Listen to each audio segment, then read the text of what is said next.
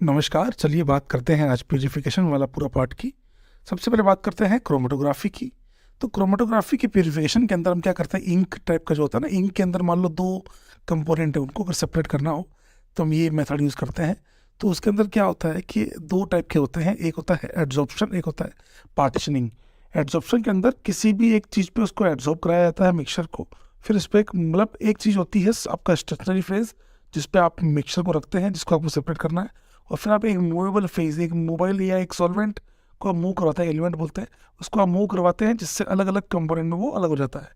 So that is absorption. और partitioning में भी सेम फंडा यूज होता है, बस पार्टीशन के अंदर बार बार उसको अलग अलग करके अलग अलग किया जाता है। हर बार थोड़ा थोड़ा कैपिलरी एक्शन के थ्रू मूव करवाते हैं। सबसे पहले आता है एब्जॉर्प्शन में दो टाइप का होता है, एब्जॉर्प्शन कोलम और थिन लेयर। कोलम के अंदर बात करें तो कोलम के अंदर ग्लास ट्यूब लेते हैं। ग्लास ट्यूब में आप सबसे नीचे बढ़ते हैं सिलिका जेल स्लरी। उस स्लरी के ऊपर आप लगाते हैं मिक्सचर, जिसको आपको सेपरेट करना है। फिर आप मूव कराते हैं एक सॉल्वेंट, मोबाइल फेज एलिमेंट बोलते हैं उसको। वो मोबाइल फेज मूव करता है तो फिर वो depending on the adsorption power, A B और सी मान लीजिए तीन का तीन इंक तीन के मिक्सचर का बनी हुई है, तो तीनों अलग अलग हो जाते हैं by depending on the adsorption power. जिसकी एड्जॉर्प्शन पावर ज़्यादा है तो वो क्या करेगा, ज़्यादा एड्जॉर्ब होगा तो मूवमेंट कम करेगा। सो ज़्यादा एड्जॉर्प्शन पावर होगी तो मूवमेंट कम होगा। That's it, that's the column chromatography. जो सबसे नीचे आ गया उस कॉलम में मतलब उसकी एड्जॉर्प्शन पावर सबसे कम है, तभी वो आराम से मूव करिए। That's it, that is a column. आगे मूव करते हैं तो कॉलम के बाद आता है आपका थिन लेयर। थिन लेयर के अंदर ग्लास प्लेट लेते हैं, उस प्लेट के ऊपर आप सिलिका जेल स्लरी लगाते हैं 0.2 mm की, पतली सी एक 0.2 mm की आपने लेयर लगा दी। लेयर लगाने के बाद आप उसमें जहाँ आपको रखना है स्पॉट रख दिया आपने, जिसको आपको सेपरेट करना है। मोबाइल फेस को चलाते हैं मतलब वो मूव करता है, सब अलग अलग हो जाते हैं। तो इस प्रकार जो कंपोनेंट्स का अलग होना, ये हो गया आपका थिन लेयर क्रोमेटोग्राफी। और मान लो कभी ऐसा हुआ कि आपने दो का मिक्सचर था, आपको स्पॉट केवल एक दिख रहा है, इसका मतलब एक जो नहीं दिख रहा मतलब वो कलरलेस है। अब उस कलरलेस को कैसे पता लगाता है, या तो स्प्रे कर दो। स्प्रे कौन सा, मान लो अमीनो एसिड्स है, नहीं दिख रहा आपको, अब स्प्रे कर दो। और अगर वो पर्पल हो गया नाइट्रोजन सॉल्यूशन से, स्प्रे से, तो मतलब पक्की बात है अमीनो एसिड है, दैट कन्फर्म्स। या फिर आप आयोडीन का सोल्यूशन डाल दीजिए, या फिर आप यूवी लाइट चैम्बर में रख दीजिए, आपको मतलब उस लाइट के चैम्बर में इनके कलर शो होने लग जाएंगे। सो ये तीनों तरीके हैं, यूवी लाइट, स्प्रे और आयोडीन का मिक्सचर।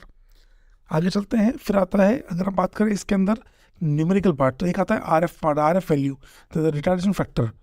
इस रिटार्डेशन फैक्टर डिपेंड करता है पोलरिटी पे, जितना ज़्यादा पोलर होगा उतना मूवमेंट कम होगा, क्योंकि वो जितना ज़्यादा पोलर होगा एड्सॉर्ब ज़्यादा होगा तो कम मूव करेगा, तो आर एफ वैल्यू भी उसकी कम आएगी। So more the polarity less will be the R F value. Why, because जितना ज़्यादा पोलर होगा उतना ज़्यादा वो अट्रैक्ट करेगा, एड्सॉर्ब ज़्यादा होगा तो उसका मूवमेंट कम होगा, तो आर एफ वैल्यू भी कम आएगी। सो दैट इज़ ये एक बहुत अच्छा न्यूमेरिकल बनता है। आपको अगर न्यूमेरिकल आ जाए तो आप ऐसा कर सकते हैं कि जिसका भी पूछा हुआ है उसने कितनी डिस्टेंस स्पोर्ट बेस लाइन से, सारी नहीं बेस लाइन से उसने कितनी डिस्टेंस मूव की अपॉन सॉल्वेंट ने कितनी डिस्टेंस मूव की फ्रॉम बेस लाइन, सारी बातें बेस लाइन से होंगी। तो बेस लाइन से सॉल्वेंट ने कितना मूव किया वो नीचे आएगा, और ऊपर आएगा कि उस कंपोनेंट ने कितना मूव किया। That's it. तो that is R F value. आगे चलते हैं पार्टीशन क्रोमेटोग्राफी। तो पार्टीशन क्रोमेटोग्राफी के अंदर आपका आता है कंटिन्यूस, अपन उसको डिफ्रेंशिएशन करते हैं, पार्टीशन उसका अलग अलग करते जाते हैं। और ये इसका एक पेपर क्रोमेटोग्राफी, इसका एक सब टाइप है। जैसे एब्जॉर्प्शन का था ना, कॉलम सॉरी थिन लेयर और कॉलम, वैसे हमारे पार्टीशन क्रोमेटोग्राफी का एक टाइप होता है पेपर, सेलुलोज का पेपर लेते हैं। अब आप खुद देख सकते हैं, जैसे वहाँ थिन प्लेट, वहाँ एक ग्लास प्लेट थी, यहाँ पे कागज़ का पेपर है, सेलुलोज का पेपर है। और वहाँ पर आपका सॉल्वेंट, मोबाइल फेस जो था आपका, जो सॉरी स्टेशनरी फेस था, वो था आपका सिलिका जेल। यहाँ पर वो वाटर होता है, सॉल्वेंट दोनों के अंदर कॉमन होता है, कैपिलरी एक्शन दोनों में होता है और मूव करता है ऊपर की तरफ। तो इस यहाँ जो पेपर है उसको बोलते हैं क्रोमाटोग्राम। और जो थिन लेयर प्लेट थी उसको बोलते हैं chroma plate, thin layer chroma plate, और यहाँ बोलते हैं क्रोमाटोग्राम। सो ये डिफरेंस भी हो गए। तो ये आपका काम हो गया, इस प्रकार फोटोग्राफी खत्म होता है। अब हम बात करते हैं फिल्ट्रेशन और बाकी सारी मेथड्स की। तो फिल्ट्रेशन के अंदर उनको अलग करते हैं तो आराम से फिल्टर अच्छी तरह छानने पर अलग हो जाए। नेफ्थलीन और यूरिया, वाटर हमारा सॉल्वेंट है, आप डालेंगे अलग अलग हो जाएंगे।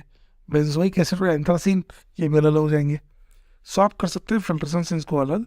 और अब आगे बात करें सब्लिमेशन, ये बड़ा इंपॉर्टेंट है, जेई में आता है ये सब्लिमेशन। कैम्फर सबने बचपन में पढ़ा है, कैम्फर कपूर, नैफ्थलीन की बोल्स है, और बेंजोइक एसिड है, आयोडीन है, इन सबको आप दूसरों से अलग कर सकते हो। फिर अगर हम बात करें सब्लिमेशन के बाद आता है क्रिस्टलाइजेशन। तो शुगर और सॉल्ट, ये आपसे सवाल आ सकता है, तो शुगर को एज ए क्रिस्टल बना लेंगे, नमक का क्रिस्टल नहीं बना पाएंगे, तो ये सेपरेट हो गए। और बेंजोइक एसिड और नैफ्थलीन को भी आप सेपरेट कर सकते हैं। इत्तेफाक से दोनों ही सब्लिमेशन करते हैं, इन दोनों को सेपरेट करना हो तो फिर हम क्रिस्टलाइजेशन कर देंगे। एक अब आता है डिस्टिलेशन। डिस्टिलेशन के 4 टाइप होते हैं, simple distillation, fractional distillation, under reduce pressure और वैक्यूम डिस्टिलेशन, और चौथा स्टीम डिस्टिलेशन। बहुत आसान है। सिंपल मतलब 20 या 20 से ज़्यादा, 20 केल्विन या 20 केल्विन से ज़्यादा अगर डिफरेंस हो तो हम सिंपल डिस्टिलेशन यूज़ कर सकते हैं। ठीक है, जैसे कि क्लोरोफॉर्म और एनिलीन, बड़ा काम का इस पर आता है सवाल, एनिलीन और क्लोरोफॉर्म, क्योंकि दोनों का जो बॉइलिंग पॉइंट में डिफरेंस है वो अब 80 के आसपास होता है। ईथर और ट्रोलिन ले सकते हैं, हेक्सेन और टोलिन भी ले सकते हैं, पर ठीक है मेन एग्जांपल क्लोरोफॉर्म और एनिलीन है। फिर आता है आपका फ्रैक्शनल डिस्टिलेशन। ये कब होता है? जब बॉइलिंग पॉइंट का डिफरेंस 10 से भी कम हो। जब इतना कम डिफरेंस हो तो फिर हम क्या करते हैं, कंचों के थ्रू, मतलब वो ग्लास ट्यूब्स के अंदर वो रख देते हैं, छोटे छोटे ऐसे रख देते हैं, ताकि उससे क्या होता है कि उनके थ्रू जब पास होती है आपकी वेपर्स, तो धीरे धीरे धीरे हम जो हल्की होगी, जिनका बॉइलिंग पॉइंट कम होगा, वो जल्दी से ऊपर पहुंच जाएगी, उनको हम सेपरेट कर लेते हैं। जो हैवी है वो नीचे वापस से कूल होकर नीचे आ जाती है। तो फ्रैक्शनल डिस्टिलेशन का यूज़ ये है। सबसे इंपॉर्टेंट है इसका क्रूड ऑयल। पेट्रोलियम के अंदर जो इंडस्ट्री है उसका क्रूड ऑयल को अलग किया जाता है। और एसीटोन और मिथाइल अल्कोहल, इसका यूज़ तो कम पूछा गया, पर एसीटोल और मिथेनॉल को आप सेपरेट कर सकते हैं। इस प्रकार काम की चीज़ क्या थी? Crude oil. फिर आता है डिस्टिलेशन अंडर रिड्यूस प्रेशर। क्यों किया रिड्यूस प्रेशर? क्यों किया? कई बार ऐसा होता है कि कंपाउंड पहले ही डिकम्पोज हो जाता है उसके टेम्परेचर से पहले, before the temperature of the compound. जैसे ग्लिसरॉल है, ग्लिसरॉल अपने उसका बॉइलिंग पॉइंट तो 300-400 होता है, लेकिन उसका डिकम्पोज टूटने का टेम्परेचर 100 डिग्री होता है। मतलब जब तक वो बॉयल होगा तब तक तो कंपाउंड टूट चुका होगा। इसलिए ऐसे केस में हम प्रेशर को कम करते हैं, रिड्यूस प्रेशर और वो वैक्यूम डिस्टिलेशन यूज़ करते हैं। तो सबसे इंपॉर्टेंट बात, जब आपका डिकम्पोजिंग टेम्परेचर बॉइलिंग पॉइंट से कम हो उस केस में हम यूज़ करते हैं वैक्यूम डिस्टिलेशन और अंडर रिड्यूस प्रेशर। सबसे बड़ा एग्जांपल है स्पेंट लाई के अंदर स्पेंट लाई से ग्लिसरॉल को अलग करना। सबसे इंपॉर्टेंट लेक्चर है ये बहुत ध्यान सुनिएगा, ये वाला सवाल आया हुआ भी है। स्टीम डिस्टिलेशन बहुत आसान है, एक स्टीम के साथ उड़ जाए, एक स्टीम के साथ ना उड़े। One is steam volatile, another is non steam volatile. तो सर ऐसे कैसे? आपको पता होगा इंट्रा और इंटर एज बॉन्डिंग। तो जो इंट्रा मोलिकुलर एज बॉन्डिंग करते हैं वो आपस में एज बॉन्डिंग कर लेते हैं, तो उनको उड़ाना बहुत आसान होता है। और जो इंटर वाले होते हैं उसमें बहुत सारे मोलिकुल एसोसिएट हो जाते हैं, इस वजह से उसको उबालना, स्टीम के साथ उड़ना बहुत कम हो जाता है। इसीलिए स्टीम डिस्टिलेशन यूज़ करते हैं। जब हम इसका सबसे बड़ा एग्जांपल है, इनके अंदर सब जगह वाटर ही होता है। तो आप देखेंगे ना, एनिलीन विद वाटर। अब एनिलीन विद क्लोरोफॉर्म क्या था? Simple distillation. लेकिन एनिलीन विद वाटर, तो वाटर आपका स्टीम वाला पार्ट हो गया। ऐसे आप डिफ्रेंशिएट कर सकते हैं, ये बड़ा इंपॉर्टेंट पार्ट है जैसे स्टीम डिस्टिलेशन। अब बात करते हैं हम क्वालिटेटिव एनालिसिस की। बड़ा आसान है, एलिमेंट्स को कैसे डिफ्रेंशिएट करना है। कार्बन को करना है तो CO2 की फॉर्म में, हाइड्रोजन को करना है तो H2 की फॉर्म में। हम ऑर्गेनिक कंपाउंड को पास करते हैं CuO के साथ CO2 मिलता है, और हाइड्रोजन हुआ तो H2O मिलता है। अब इनको कंफर्म कैसे करें? तो हमने डाला कैल्शियम हाइड्रोक्साइड, तो वो अगर कैल्शियम अगर CO2 बना है तो रिएक्ट करके क्या बना लेंगे? कैल्शियम कार्बोनेट, जो कि मिल्की वाइट कलर होता है। तो हमें पता लगता है भाई कंपाउंड के अंदर कार्बन था। हाइड्रोजन को कंफर्म करना है तो हम डालते हैं NH2CO4। तो CuSO4 जब पानी के साथ रिएक्ट करता है तो बनाता है .5H2O, ब्लू विट्रोल, सबने पढ़ा होगा, तो नीला कलर होता है। तो दिस कन्फर्म्स कि कंपाउंड में हाइड्रोजन भी है। फिर आते हैं अब बाकी जो कार्बन और हाइड्रोजन को जो हम सेपरेट करते हैं वो बिल्कुल अलग है, लेकिन बाकियों के अंदर जो हम करते हैं एलिमेंट एनालिसिस, उसको बोलते हैं हमारा ये जितना भी है नाइट्रोजन, सल्फर, हेलोजन, फास्फोरस, इन सब को हम बोलते हैं लेसाइन एक्सट्रैक्ट। हम लेसाइन एक्सट्रैक्ट बनाते हैं। सो लेसाइन का मतलब ये 4 ही हुए, बिल्कुल ही 4 ही हुए, नाइट्रोजन, सल्फर, हेलोजन और फास्फोरस। कार्बन और हाइड्रोजन लेसाइन के अंदर नहीं आते। तो इन चारों के लिए हम इनको हम पहले बॉईल करते हैं, ऑर्गेनिक कंपाउंड को बॉईल करते हैं सोडियम के साथ, हीट करने पर इसको ठंडा करते हैं, फिर वापस से गर्म करते हुए इस प्रकार आपका सोडा एक्सट्रैक्ट या लेसाइन एक्सट्रैक्ट तैयार होता है। नाइट्रोजन के केस में अगर कार्बन है तो साथ में क्या बनता है, NaCN।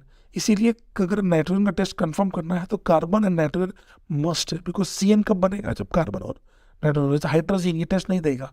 क्यों नहीं देगा हाइड्रोजन, क्योंकि हाइड्रोजन के अंदर कार्बन नहीं है, नाइट्रोजन तो है। सो इस प्रकार आप इसको देख सकते हैं। तो NaCN बनेगा, उसको हम एक बार FeC4 का रिएक्ट करते हैं फॉलोड बाय FeCl3। तो आप सबको पता है प्रशन ब्लू कलर का एक कंपाउंड बनता है Fe4 FeCN6 होल थ्राइस 32 बोल सकता हूँ, मुझे तो 3 2 याद है। बाकी सबसे पहले इसको सोडियम के साथ रिएक्ट करते हैं, तो NaCN है, और FeC4 है तो ये आपका बनता है सोडियम फेरोसाइनाइड NaFeCN6। ये आपका बनेगा NF4 FeCN6 होल थ्राइस, ये बनेगा, और होल 6 सॉरी। और ये इस प्रकार अगर हम बात करें, फिर हम FeCl3 डालने पर ये आपका बन जाता है 32% ब्लू। अगर कंपाउंड में सल्फर है तो सल्फर का 2 टेस्ट होते हैं, आप सबने पढ़ा है, लेड एसीटेट तो PbS का ब्लैक पीपीटी, या फिर सोडियम नाइट्रोक्लोराइड NO से NOS बन जाएगा वॉलेट कलर। अब मान लो किसी कंपाउंड में सल्फर का टेस्ट करते वक्त गलती से नाइट्रोजन भी है, तो सल्फर भी है नाइट्रोजन भी है, तो कुछ अमाउंट NaSCN सल्फर SCN का भी बन जाता है। इसीलिए जब इसको टेस्ट करते हैं तो FeCl3 के साथ ये ब्लड रेड कलर दे देता है, FeSCN होल थ्राइस का ब्लड रेड कलर दे देता है। इसीलिए इसको हटाने के लिए हम पहले सोडियम डालते हैं एक्सेस में, ताकि एक्सेस ऑफ सोडियम जो है वो NaSCN को तोड़ देगा Na2S और NaCN में, तो हम सेपरेटली टेस्ट कर पाएंगे। अदरवाइज हमें पता नहीं लगेगा कि सल्फर और कार्बन नाइट्रोजन तीनों है। तो सबसे बड़ी बात, आपसे कोई पूछ ले ब्लड रेड कलर दे रहा है तो आप देखेंगे कि कंपाउंड में सल्फर भी चाहिए, कार्बन भी चाहिए, नाइट्रोजन भी चाहिए। सर ऑक्सीजन हुआ तो चलेगा, सल्फर कार्बन नाइट्रोजन चाहिए मेरे को, दैट्स इट। आगे चलते हैं, अब आते हैं हेलोजन के ऊपर। एक सबसे आसान है, सबसे पहले तो हम कॉन्क HNO डालते हैं कि बाई चांस कार्बन और नाइट्रोजन या सल्फर तीनों है, तो पहले NaCN और SCN Na2S बन जाएंगे, जो कि HNO3 के साथ रिएक्ट करके SCN और H2S बन जाएंगे, जो कि बाहर निकल जाएंगे। इस प्रकार आप इनको पहले प्योर X के टेस्ट के लिए इनको आप अलग कर देते हो। अब X के टेस्ट के लिए हम डालते हैं AgNO3, तो AgX बन जाएगा, AgX का white PPT if Cl, Br पे गैस में AgBr पेल येलो और AgI येलो, और अमोनियम हाइड्रोक्साइड के साथ पेल सोल्यूबल स्पेरिंगली सोल्यूबल, मतलब AgCl जो है वो तो पूरा सोल्यूबल होता है, AgBr जो है वो स्पेरिंगली सोल्यूबल होता है, और AgI इनसोल्यूबल होता है। लास्ट आता है फास्फोरस को पहले एक ऑक्सीडाइजिंग एजेंट लाइक Na2O2 के साथ रिएक्ट कराते हैं, फास्फोरस कन्वर्ट होता है Na3PO4। Na3PO4 को आप रिएक्ट कराते हैं HNO3 के साथ, तो पहले ये बनता है आपका H3PO4 बनता है, फिर इसको हम अमोनियम मोलिब्डेट के साथ रिएक्ट कराते हैं, तो फिर आपका बनता है ammonium phosphate plus 12.12 MOO3 molybdate oxide, ये बन जाता है, जो कि कैनरी येलो कलर का पीपीटी होता है। कंपाउंड में मैंने आपको बता दिया अमोनियम फॉस्फेट, सब याद कर सकते हैं, ammonium phosphate NH4 whole thrice PO4.12 MOO3, that's it. तो that is your qualitative analysis. Last and final quantitative analysis. तो क्वांटिटेटिव एनालिसिस के अंदर कार्बन और हाइड्रोजन को एस्टिमेट किया गया है लिबिक के द्वारा, और हेलोजन सल्फर और फास्फोरस को अलग किया, लाइक एलिमेंट का एनालिसिस किया गया है आपके केरियस के द्वारा। कुछ नहीं है, सबसे सिंपलेस्ट सबका एक जैसा मैं आपको बता देता हूँ। कार्बन के केस में बनता है CO2, हाइड्रोजन के केस में बनता है H2O, सेम वही कॉपर ऑक्साइड के पास करने पर।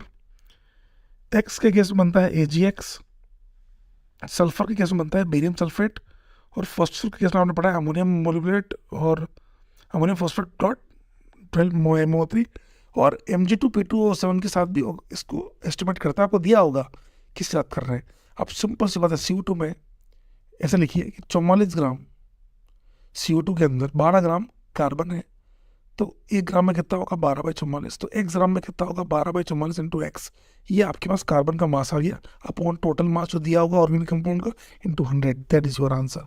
सबके अंदर ऐसे ही करना। हाइड्रोजन के केस में H2O जो है वो 18 है, तो 18 ग्राम में 2 ग्राम H है, तो 1 ग्राम में कितना होगा 2/18 इंटू X में कितना होगा वो लिख दिया upon total mass into 100। Ag के केस में भी सेम होगा, AgX का मास निकाल लीजिए 108 प्लस X, तो 108 प्लस X में X आपका हाइड्रोजन है, तो ये कितना होगा X/108 प्लस X, और W into upon total into 100। सब में यही करना है, बेरियम सल्फेट में भी यही करना है।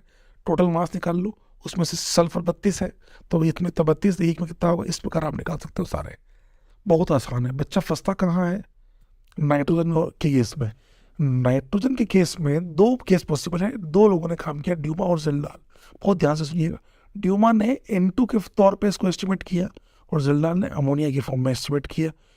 ड्यूमा ने क्या किया, इस कंपाउंड को CO के साथ पास कराया, तो जो कि नाइट्रोजन लेके बैठा हुआ, तो ये कार्बन बन गया CO2, हाइड्रोजन बन गया H2O, नाइट्रोजन बन गया N2 और CO बन गया कॉपर। इनको हम जैसे ये बनता है, इसको कॉपर गॉस से पास कराते हैं, तो फिर आपका क्या होता है, फॉरवर्ड में हम इसको KOH से पास करते, तो KOH विल एब्सॉर्ब द आपका CO2। और अब आपके पास क्या बचा, केवल और केवल बचा आपके पास H2O और N2।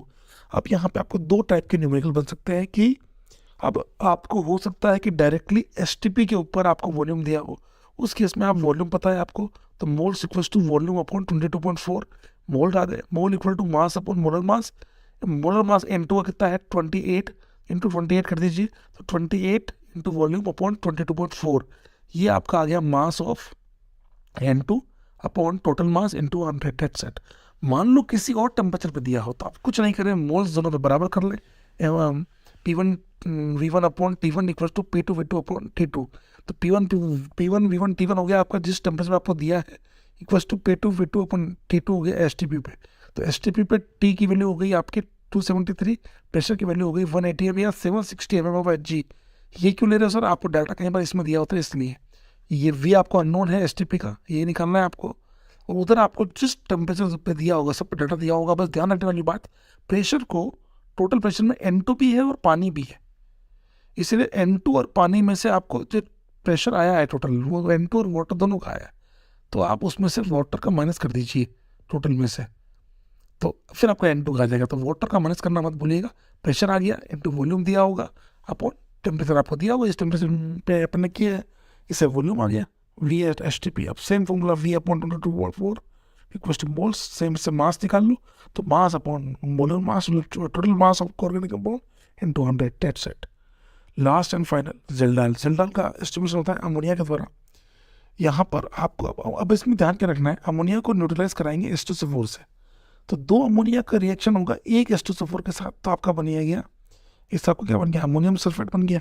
लेकिन अब आपको अगर H2SO4 का मोल दे दिया है बिना किसी नाटक के, तो आप H2SO4 की मोलरिटी दे दी इंटू वॉल्यूम कर दीजिए, तो मोल आ गया।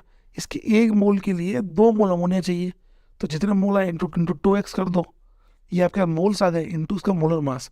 तो मोलर मास अमोनिया का 17 है, पर हम 14 से मल्टीप्लाई करेंगे बिकॉज हमें केवल नाइट्रोजन ही एस्टिमेट करना है। तो आप क्या करेंगे, सिंपल सा इंटू 14 कर देंगे because we have to estimate only nitrogen. So ये आपके पास आ गया simple molarity into volume, moles into 14 equals to mass आ गया अपॉन टोटल मास इंटू 100। लेकिन नफा कहाँ फंसता है, कई बार आपको दिया होता है H2SO4 अनयूज्ड को इतना रिएक्ट किया वो, तो जो H2SO4 कौन सा रिएक्ट नहीं किया होगा, जब इसका मतलब आपने स्टार्टिंग में जो लिए मुझे ज़्यादा मोल लिए, तो उसमें कुछ ही मोल अमोनिया के लिए कंज्यूम हुए होंगे, जो बच गए होंगे उसको हमने NaOH के साथ न्यूट्रलाइज करा दिया। अब NaOH और H2SO4 को न्यूट्रलाइज कराओगे तो H2SO4 फिर 2 NaOH गिव्स रिएक्शन। तो यहाँ पे वापस सोचा होगा कि 2 NaOH के लिए एक H2SO4 चाहिए। आपको अगर NaOH के मोल दे दिए मोलरिटी इंटू वॉल्यूम से, तो अगर आपके पास NaOH के मोल आ गए, तो आप इससे 2 से 1 बनता है, तो 1 से आधा होगा। तो आप क्या करेंगे, NaOH के मोल से आप H2SO4 कितना मोल बच जाएगा, रिएक्ट किया होगा, बचा हुआ रिएक्ट किया होगा, वो आ जाएगा। टोटल मोल्स आपको दिए होंगे, तो उसको आप माइनस कर देंगे। टोटल में से अगर आप माइनस कर देंगे कि कितना आपका बच गया जिसने अनयूज्ड रिएक्ट किया होगा, तो जो अमोनिया से रिएक्ट किया होगा वो मोल आ गया होगा। तब एक मोल H2SO4 के लिए 2 मोल अमोनिया चाहिए, तो इंटू 2 कर देना, ये मोल आ गए, मोल इंटू वही same mass 14 upon W into W total mass into 100. That is your answer. So that is your qualitative, quantitative and purification method with the chromatography and distillation. I hope आप सभी को समझ में आया होगा।